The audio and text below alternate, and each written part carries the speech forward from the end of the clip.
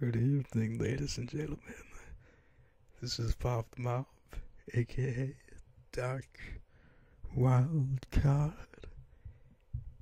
here to answer some questions about my favorite holiday, second only to Independence Day, for that is the birthday of my pride and joy, the single greatest nation of all time, America.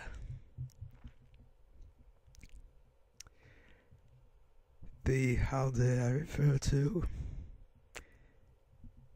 is Samhain, as it was originally called, or nowadays Halloween. Okay, so favorite horror or a Halloween themed song? Well, my favorite horror themed song would have to be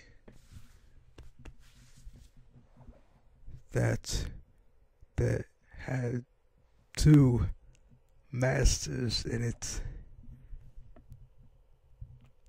That was Thriller. Michael Jackson was just absolutely epic in that. And Vincent Price, the man I see as the master of horror and cinema. And so it always is so awesome hearing him do that sinister sounding rap at the end. As for my favorite Halloween themed song,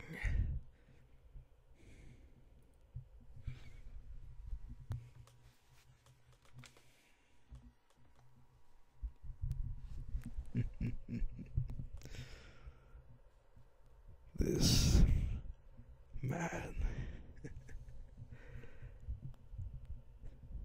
the song "This Is Halloween," from the opening of the greatest cult movie of all time, The Nightmare Before Christmas.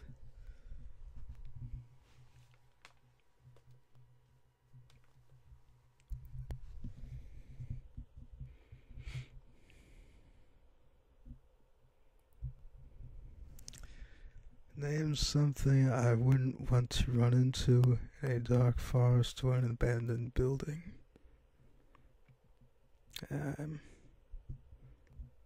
A hole in the ground or the floor. Not really afraid of any kind of creature or anything. I have no fear, for I am an American.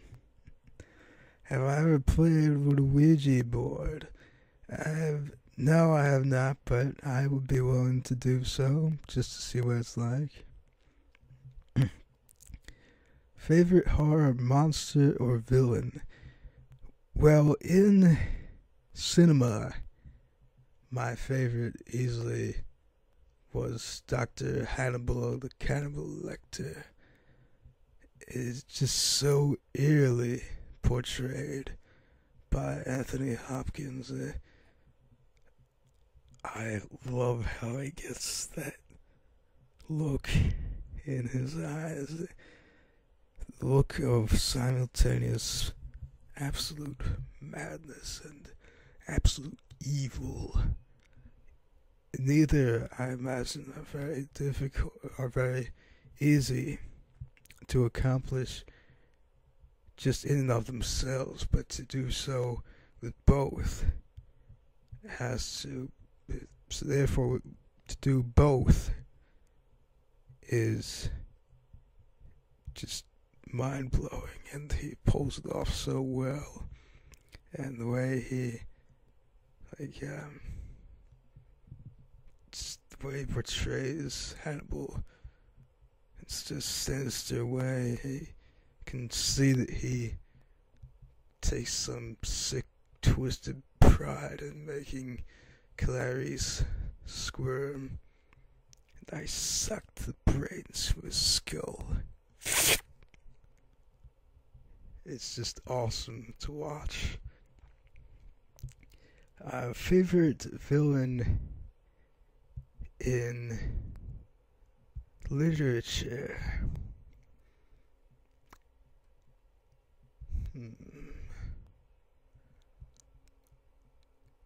I think probably would be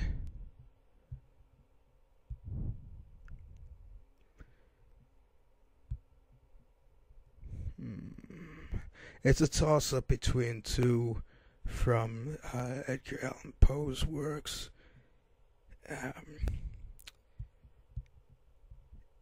The man who had been the protagonist, but also very much a villain in The Cask of Amontillado, Montresor,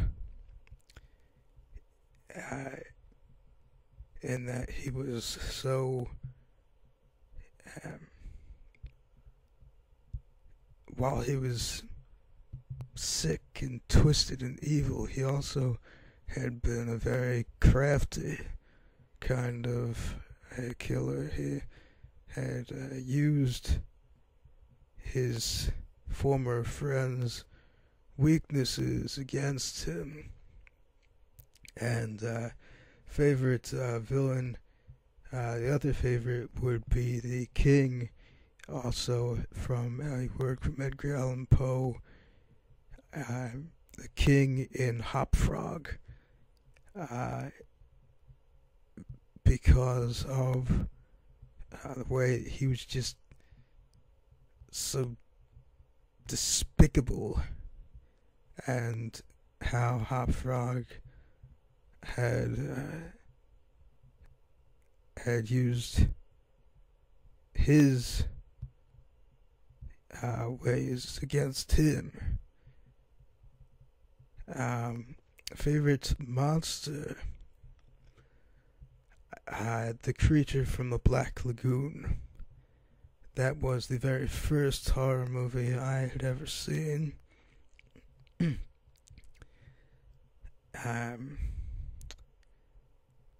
It's my favorite in movies, and favorite in literature.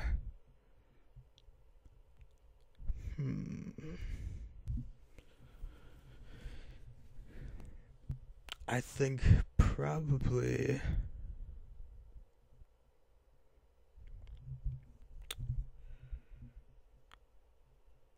would be Dracula, because of just his very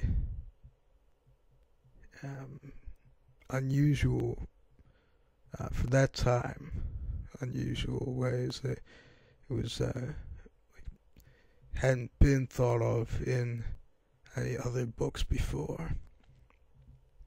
Not any big time books that really caught on all that well anyway. And he was a true vampire. Didn't have all the sparkly crap and the slick. He did have slicked hair, but it was like those spike things. He didn't have his shirt off all the time. It was just completely pathetic the way they have so-called vampires these days. But I digress. The creepiest thing that's ever happened to me while I was alone.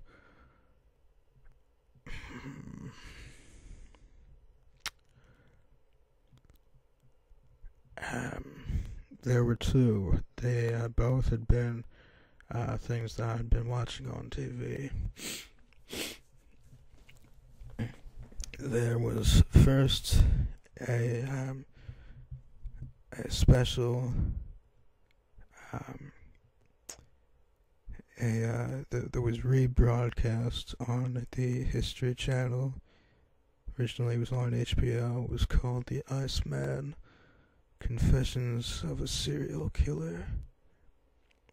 And it was this contract killer for the mafia. Give me a second here. See, I can't remember his actual name at the moment. Yes, Iceman's real name was Richard Kuklinski. And I have a picture of him here.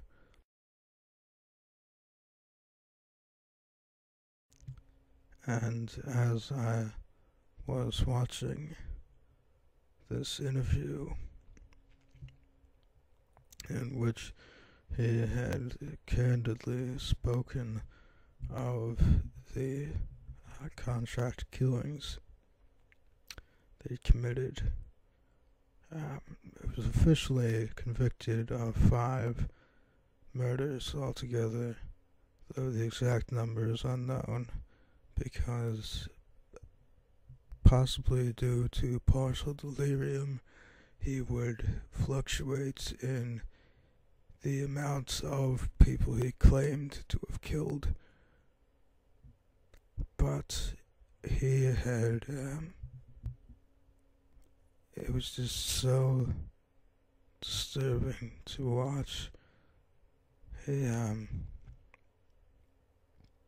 because never once did he show any kind of remorse, any kind of regret, not even any kind of a sick, twisted pride in what he'd done. He just spoke in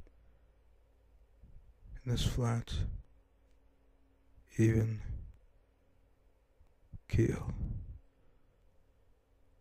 So if he was just talking about the weather, he was describing cold-blooded murders, and there was no inflection of any kind of emotion. And also, his eyes, it was that night, it was that moment I discovered that it is indeed true, that old adage, the eyes are the windows to the soul. I had been looking into his eyes, and it didn't seem to be a soul. It seemed as if he had literally sold his soul to the devil himself years ago. It was just unnerving to watch, and the thing that made it the most unnerving was every fiber of my being had wanted to change the channel or to look away, mute the thing, turn off the TV, anything, to be like to rid myself this ungodly experience. But I couldn't do anything. It was like I was just paralyzed there, and that made it like just that much more eerie. And then the other thing that was unbelievably creepy, and people who don't have strong stomachs, I advise that you click to I'll put in the description where you should click to, because I'm not sure when this will be finished at the end of this video. But anyway, it was this thing I saw. This was also on the History Channel. It was a thing about how the classic The Strange Case of Dr. Jekyll and Mr. Hyde had been based off of a real life scenario. And so there was this one part of this one city in England that was like all of the well-to-do type, and then there was this other part. It was still in that same city, but it was as if there was some sort of invisible line dividing them, in which it was the seedy underbelly of the city, and there were these two men. I can't remember their names at the moment, but these two roommates, and they had come up with this plan that was in a most heinous, evil, downright ungodly way. Quite ingenious. The thing was, at that point in time in England, I can't remember whether it had been illegal to donate one's body to science, or if there had been just very few people willing to do so. And so, there would be like grave robbings, and the bodies would be sold to medical universities, and the fresher the body, the more money would be paid. And so these two roommates had come up with this way of getting the maximum amount. They would take in strangers who had just come into the city, people nobody would realize had gone missing, and they would give them a lot to eat and especially a lot to drink. And so, because they were slowed down from digesting all of that, as well as inebriated, they would put up little to no resistance and would easily be subdued. And so then the roommates would sell those bodies to the medical university, and they would get the top amount because this was the absolute newest, freshest form. That's not the most disturbing thing, though, not by a long shot. Eventually, they were found out. Now, the one had made a deal with the judge that in exchange for good behavior and willingly confessing to what he and the other had done, the rope on his noose would be significantly lengthened. In TV and movies and such, you'll often see it would be like a few feet of rope, and that causes the hanged one's neck to snap upon impact. It hadn't always been that way. Prior to him making that deal with the judge, it was only maybe a few inches, maybe a foot at most, and the vast majority of the time, rather than the neck snapping instantaneously, they would choke to death, which would take a lot longer and be a lot more painful. So he was able to make that deal with the judge. That's still not the most disturbing part, though. That this is your last chance to turn back if you do not have a cast iron stomach.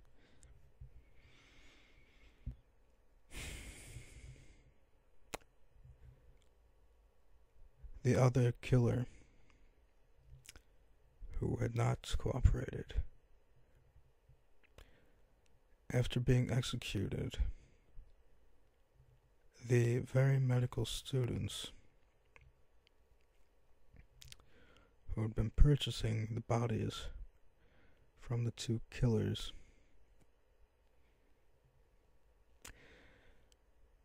they removed his skin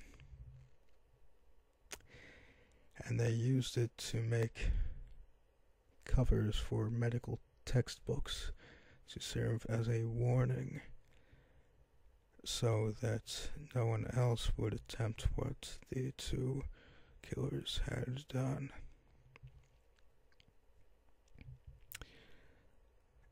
And I remember hearing that and seeing this image on the TV screen of one of those medical textbooks still in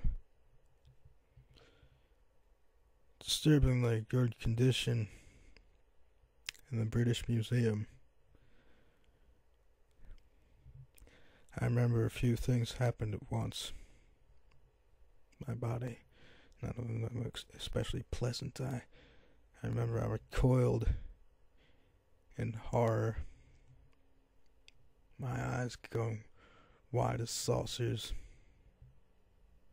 every hair standing on end. And the thing I remember above all, this hideous noise, one that I couldn't duplicate on demand, escaping my throat. It was like some ghastly cross between a gasp and a death rattle.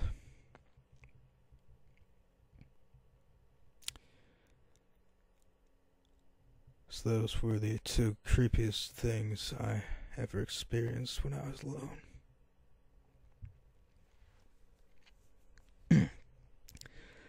Okay, thankfully moving on. If you were dared to spend the night in a haunted house, would you do it? Oh yes, I simply adore that kind of thing. I just think it sounds so cool to be able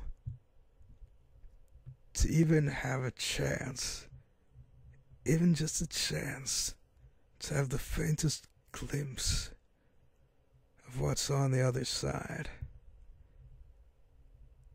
I just think that sounds like such a cool thing.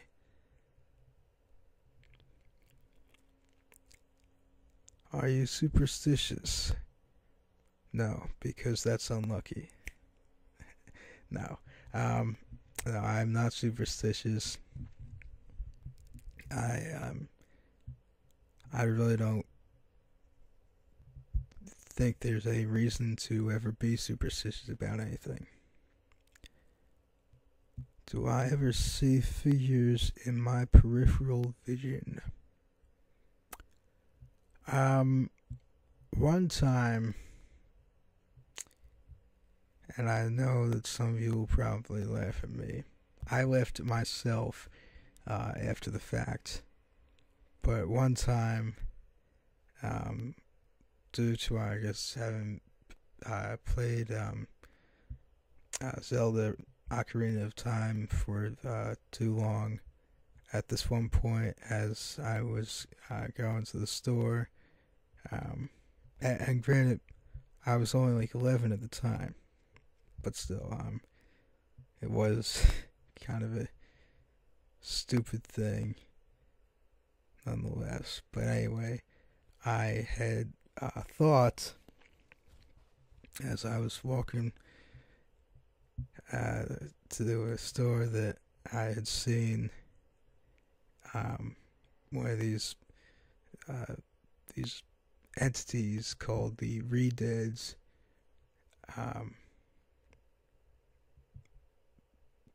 like just out of the corner of my eye, and I like did a double take, and I realized how ridiculous that was. So yeah, which urban?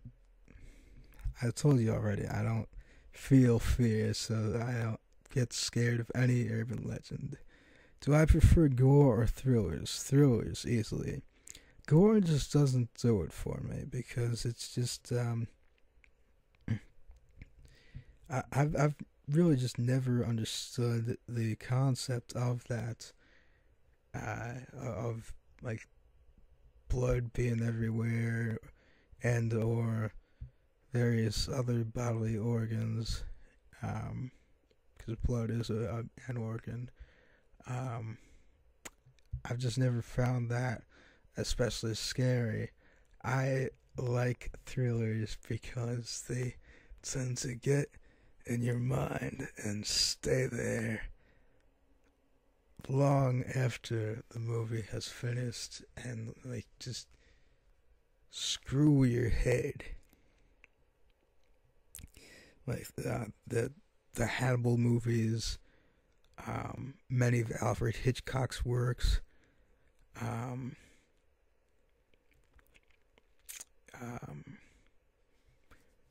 to some extent, some of Stephen King's works, such as The Shining. I just love all kinds of things like that, in which it it makes you like feel this deep unease. Do you believe in multiple dimensions or worlds? Yes, I definitely could see there being more than one. There's definitely multiple worlds. This planet is one world as I see it. Every planet is a world. Multiple dimensions, I honestly don't see why not. God, divine spirit, whatever you want to call the ultimate entity in whatever your particular faith is, as I see it, why would he, or perhaps she, perhaps they, create just one, is the way I see it. Have I ever made a potion of any sort? I've never made any potions. However, I do. I've made some incenses before in my voodoo shop roleplay ASMR videos, which you'll forgive a shameless plug, but I will have them in the description.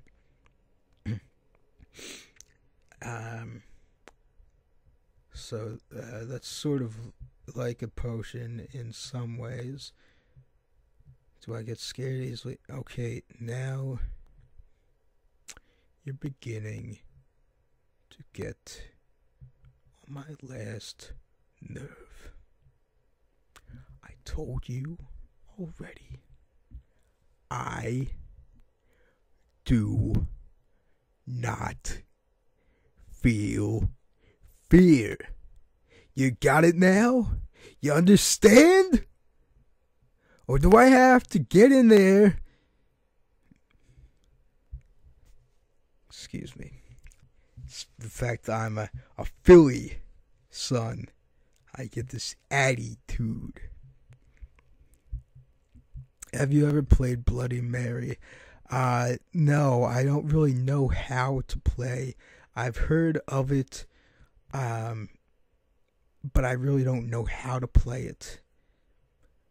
Do I believe in demons or the devil? Yes, there has been just all kinds of evil throughout history that, to me, it points to such happening, like Hitler and such, and Bin Laden, and so I don't think that just happens out of nowhere. There has to be something that like creates that level of sheer evil. You're home alone, but you hear footsteps in your house. What do you do? Well, I would first, I would like grab some sort of a weapon just in case, and I would try to call out, try to find if there was in fact another entity in my home, and try to resolve things peacefully. I prefer not to engage in combat if not needed, but if need be the case, I will do so. If you got trapped in one scary movie, which would you choose? Wow. Now, that is a difficult question because there's just so many brilliant works out there.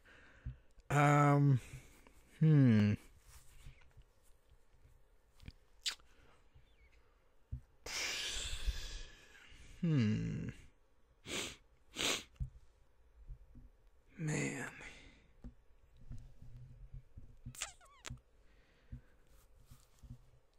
I'm thinking probably, yeah, that sounds about right. The Mask of Red Death. For a few reasons. Number one is, it is, for me, it was the ultimate in horror experience, horror nirvana. A few years back, at midnight on Samhain, again, as the original name of Halloween is, I was watching that. Now, The Mask of Red Death is this thing that is based off of a few of the works of Edgar Allan Poe, the master of horror in literature, and it stars Vincent Price, the master of horror in cinema. Midnight on Samhain, a movie by the ultimate master of horror in literature, starring the ultimate master of horror in cinema. It could not have been better for me. Also, just the sheer awesomeness of that movie, just in and of itself. It takes place during like the Middle Ages, which I've always found to be a really cool point in history. It takes place in a castle. There's this huge feast, and so if I were trapped in this scary movie, I'd be able to dine on like those monster turkey legs you can find at Renaissance fairs and such, and would be able to have like maybe being in like a practice duel as a knight, because there was that happened. There were these two guys, these two peasants who were captured and used for practicing with the knights. Like they'd be given wooden swords for the knights to go up against. That'd be cool to like learn swordsmanship and such. And to be able to just experience what Edgar Allan Poe had created, it would just be such a mind-blowing thing for someone like me. If I could only wear one Halloween costume for the rest of my life, what would I be? What follows is no mere costume. What follows is a creature that dwells within me and comes out every Samhain. Behold, Lord Raven Wolf Nightshade, he who stands as the guardian of the grounds every Samhain, ensuring that none shall rise from their graves to attack the night's travelers. At all other times, he is one of the Reaper's many guides, leading him to those who must be taken from this plane of existence. When I ever go to a graveyard at night, I actually have had to quite a few times. Seeing scouts, we have our storage is in the basement of our church, and so we often have been in the church cemetery when we've been going to get our gear and such. So I've done that quite a few times, and it's never really scared me, but then again, nothing does. This one time, it just was awesome. It was years back when we were there. I mean, I know it has to be just some animal bone of some kind and everything, but still, in a grave that had just been filled in, I had found this.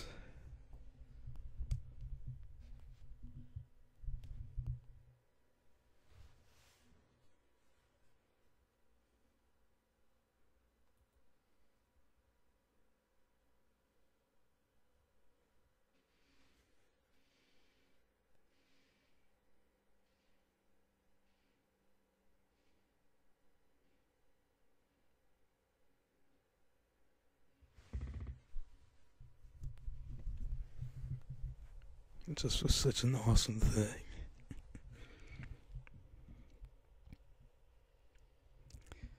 And there was this one point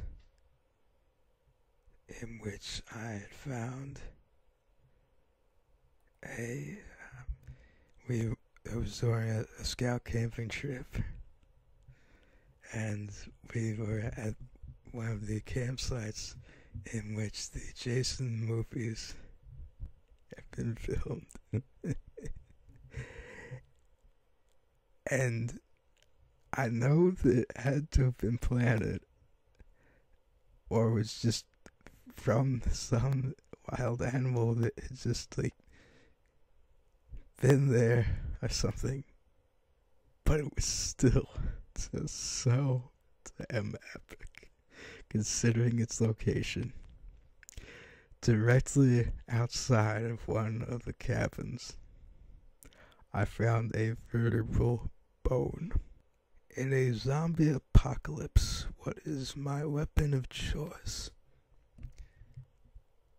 Well, for close range, myself. I'm a living weapon myself, having achieved the rank of black belt in karate, as well as having been trained by the Olympic boxing coach of the 80s. For Mid-range,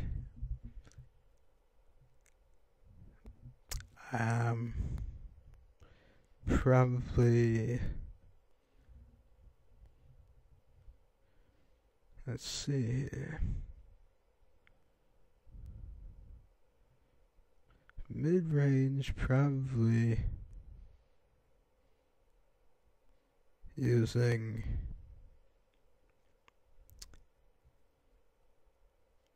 my bow and my arrows, because arrows can be retrieved, used again, and that would also be for long range. Would you rather go to a Halloween party or trick-or-treating? Well, again, Lord Nightshade must arise from deep within me, so as to protect the trick-or-treaters. You're in a horror movie. Are you the final girl? Well, obviously not. The first to die, the comic relief, the skeptic, the smart one, or the killer? I'm always a comedian, if I do say so myself. And I'm also smart. So I suppose I would be both comic relief and the smart one.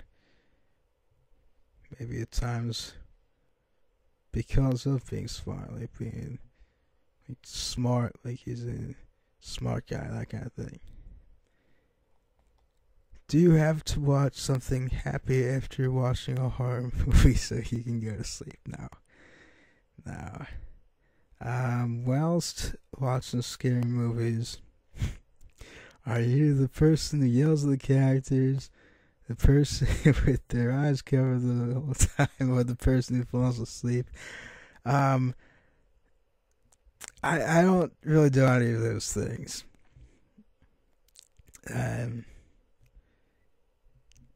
So yeah. Are you the one who get... Okay, for the last time, I don't get scared. And I do the scaring. Oh yes, indeed. Favorite scary book? Easily the collected works of Edgar Allan Poe. How old was I when I saw my first horror movie?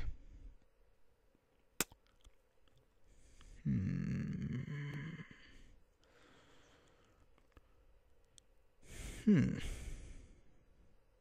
think I was 8, and I'm pretty sure it had been Creature from the Black Lagoon. What was my first Halloween costume?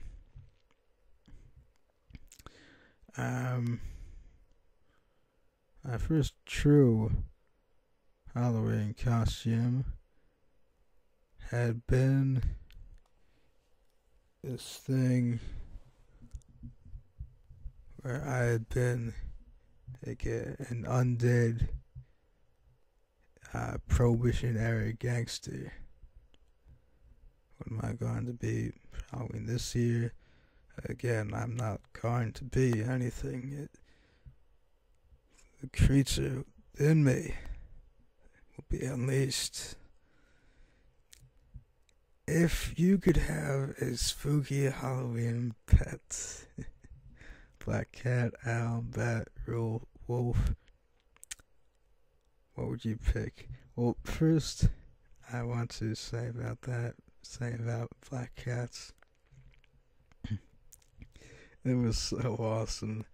A few years back, the next door neighbors had 2 black cats, and combined the fact that I have a graveyard I set up out in my front yard, combined with the fact that my own personal inner dark twin was there, and that one of the black cats had wandered into the yard, it was freaking people out. It was just so much fun to watch. Yeah. And what I do as Lord Raven Wolf Nightshade, because I forgot to mention this earlier, is I just stand there nearby the front door, completely still, and people, including parents, believe me to be a statue. It's just an inanimate object there. It's been placed there.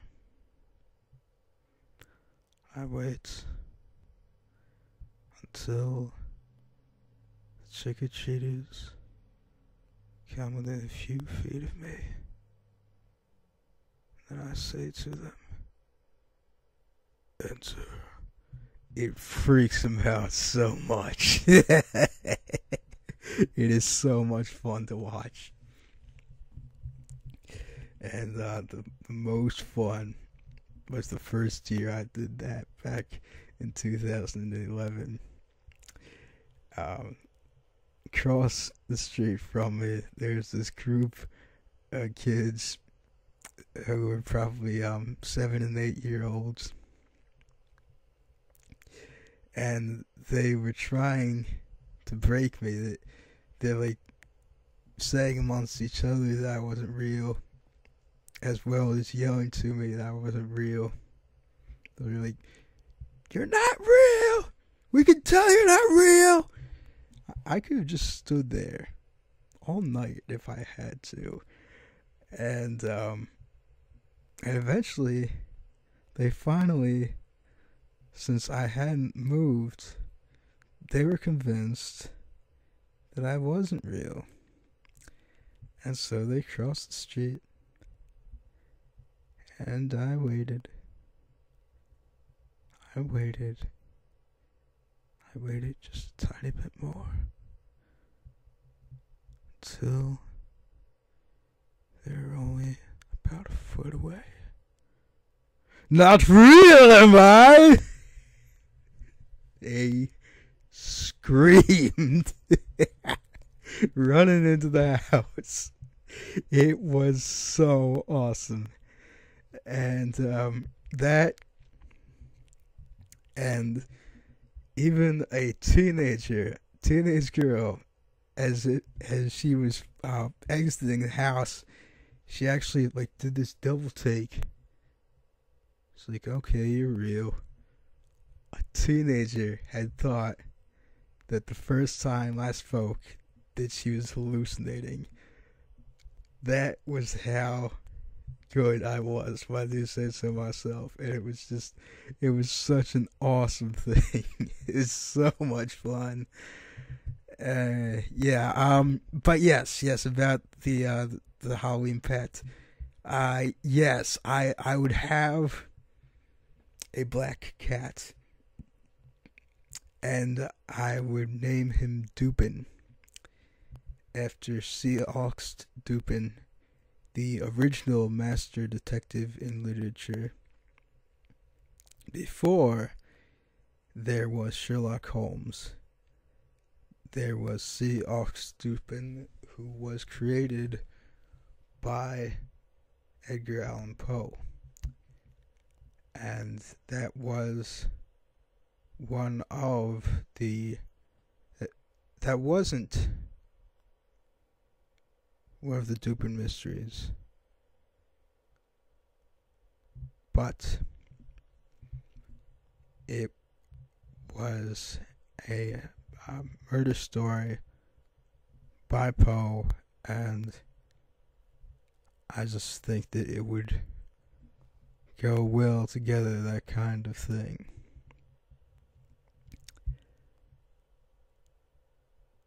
Trick or treat?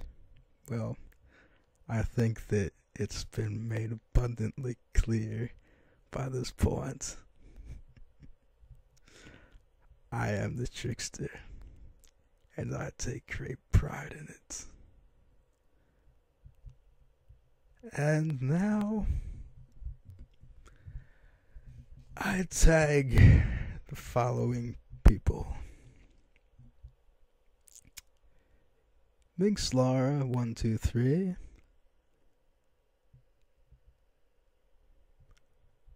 and anyone else who wants to do this. Fare thee well, ladies and gentlemen.